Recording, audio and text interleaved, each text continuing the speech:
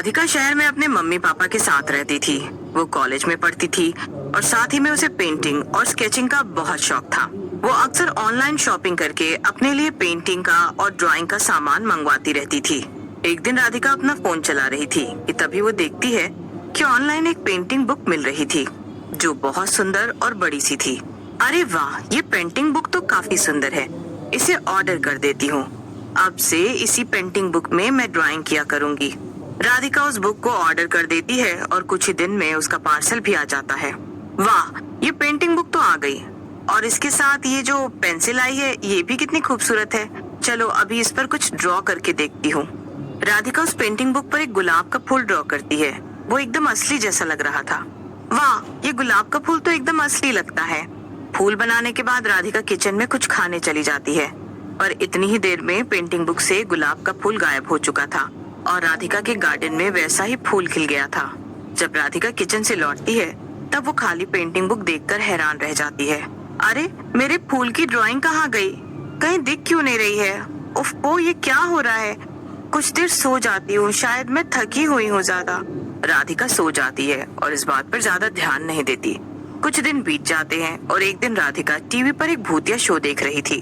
राधिका, क्या तुम इतनी रात के ऐसी उटपटांग चीजें देखा करती हो?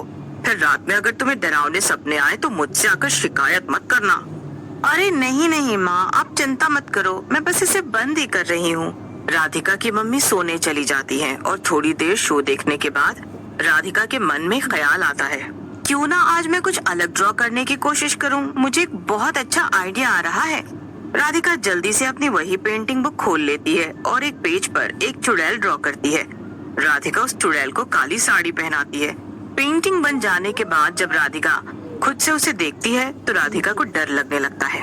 वाकई में मेरी ये पेंटिंग तो काफी डरावनी है। इसे तो सिर्फ देखने से ही मुझे डर लग रहा है। अगर कहीं ये बाहर ही निकल आई तो फिर क्या होगा मेरा? राधिका पेंटिंग बुक बंद करके सोने चली जाती है, पर राधिका को नींद नहीं आ रही थी। उसके कमरे में काफी अंधेरा था, पर खिड़की से चांद की थोड़ी रोशनी कमरे के अंदर आ रही थी। तभी राधिका की नजर अपने कमरे में लगे आईने पर पड़ती है। उसे देखते ही राधिका की चीख निकल जाती है। अरे अरे, ये तो वही काली साड़ी वाली चुड़ैल है जिसे मैंने बनाया था। आईने में सचमुच में वही चुड़ैल थी और वो राधिका को घूरे जा रही थी। राधिका जल्दी से लाइट्स ऑन करती है, पर जैसे ही वो लाइट्स ऑन करती है शीशे से चुड़ैल गायब हो जाती है। ये क्या? मुझे यकीन है मैंने यहाँ पर अपनी उस ड्राइंग वाली चुड़ैल को ही देखा था, मगर अब वो कहाँ गई? तभी वहाँ पर राधिका के मम्मी और पापा आ जाते हैं। वो मम्मी पापा, शायद मैंने डरावना सपना देखा था। कहा था ना मैंने कि मत देखो भूतिया शो। अब देख लो तुम कितना डर गई हो। हाँ मम्मी, आप बिल्कुल ठीक कह रही थी। अब से मैं कभी भी ऐसे डरावने शोज नहीं देखूंगी।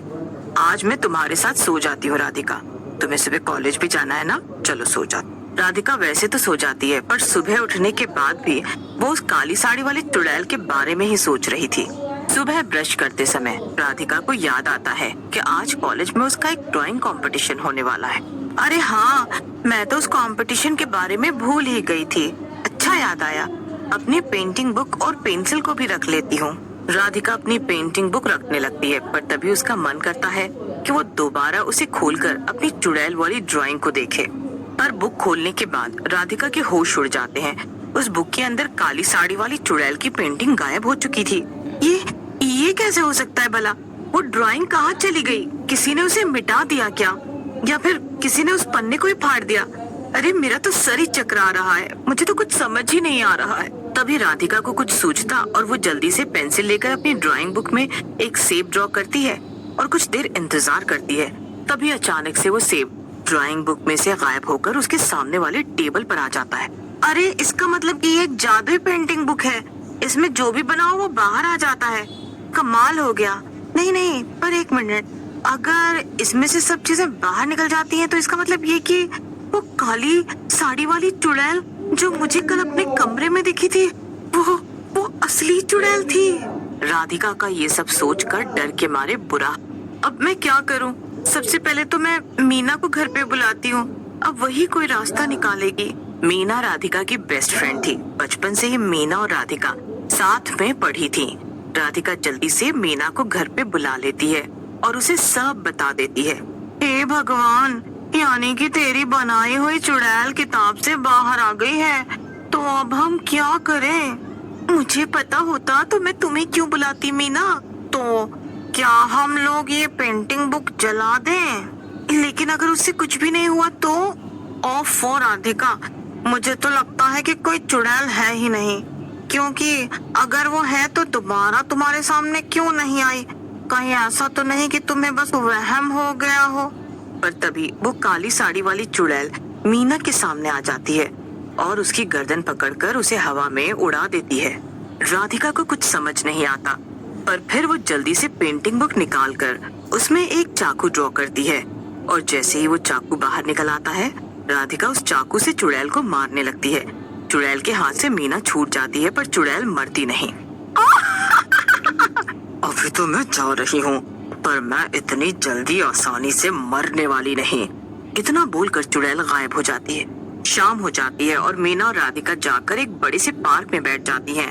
वो दोनों वहाँ बैठकर उस चुड़ैल से कैसे बचना है ये सोचने लगती हैं। तभी वहाँ पर वो काली साड़ी वाली चुड़ैल आ जाती है। मीना, वो देखो, वो चुड़ैल आ गई, अब ये मुझे मार डालेगी। बिल्कुल सही कहा तूने, तुझे मार कर फिर मैं धीमे धीमे सबको खत्म कर दूंगी और फिर इस शहर पर राज करूंगी और एक दिन मैं इस दुनिया की रानी बन जाऊंगी। तभी मीना चुड़ैल से कहती है, रुको रुको चुड़ैल, रुक जाओ, भला इस राधिका को मारने से क्या होगा? अरे थोड़ा दिमाग लड़ाओ और इसे अपना गुलाम बना लो। क्या क्या मतलब है तेरा लड़की? अरे सही कहा मैंने, चुड़ैल तुम्हें दुनिया पर राज ही करना है ना, तो ऐसे तो अकेले सबको मारते मारते तुम्हें सालों लग जाएंगे। क्यों ना तुम इस राधिका को मार मार कर इससे तुम्हारे जैसे ही कई और चुड़ैल बना लो। बिल्कुल सही कह रही है ये लड़की, आज से तू मेरी सलाहकार। लेकिन तभी उसकी नजर मीना पे जाती है और मीना उसे कुछ इशारा करती है। राधिका मीना का इशारा समझ जाती है और उसकी मदद करने लगती है। ठीक है, अभी बनाती हूँ। राधिका पेंटिंग बुक खोलकर कुछ बनाने लगती है और चुड़ैल और मीना राधिका के पेंटिंग बनाने का इंतजार करने लगते हैं। थोड़ी ही देर में राधिका पेंटिंग बनाकर खत्म कर देती है। बन गई मेरी पेंटिंग। क्या क्या बन गई? तो जल्दी से मुझे दिखाओ उसे फिर। राधिका पेंटिंग चुड़ैल को दिखा देती है, पर उसे देखकर चुड़ैल आग बबूला हो जाती है। पेंटिंग में राधिका ने काली साड़ी वाली चुड़ैल को ही बनाया था, वो भी एक पिंजड़े में कैद। कुछ ही सेकंड्स में चुड़ैल एक पिंजड़े में सचमुच में कैद हो जाती है। जैसे ही चुड़ैल कैद हो जाती है, राधिका पेंटिंग में ही पिंजरे को जलता हुआ बनाने लगती है। पेंटिंग में बनाते ही असली पिंजरा भी जलने लगता है। मीना, रोक इस राधिका को, ये तो मुझे मार डालेगी। अरे जल्दी से कुछ कर, तू तो मेरी सलाहकार है ना, तो बचा मुझे। बड़ी मासूम निकली तू तो चुड़ैल। तुझे क्या लगा मैं अपनी बेस्ट फ्रेंड को धोखा दूंगी, वो भी तुम्हारे लिए? नहीं, ये सब तो मेरा प्लान था। नहीं, मैं तुम सबको नहीं छोड़ूंगी। तुम दोनों ने मिलकर मुझे धोखा दिया है। बचाओ, कोई बचाओ मुझे। अब तू हमसे किसी और जन्म में बदला लेना चुड़ैल, क्योंकि इस जन्म में तो हम तुझे फिर कभी नहीं मिलेंगे। थोड़ी ही देर में चुड़ैल और वो पिंजरा दोनों ही आग में जलकर राख हो जाते हैं। इसके बाद राधिका उस पेंटिंग बुक को भी जलाकर राख कर देती है। राधिका और मीना घर जाने लगती हैं, पर तभी मीना की नजर उस पेंसिल पर पड़ती है जो कि पेंटिंग बुक के साथ आई थी। वो पेंसिल जमीन पर पड़ी हुई थी। बिना कुछ सोचे समझे मीना उस पेंसिल को घास के पास फेंक देती है, पर उसे क्या पता था कि असली जादू पेंटिंग बुक में नहीं बल्कि उस पेंसिल में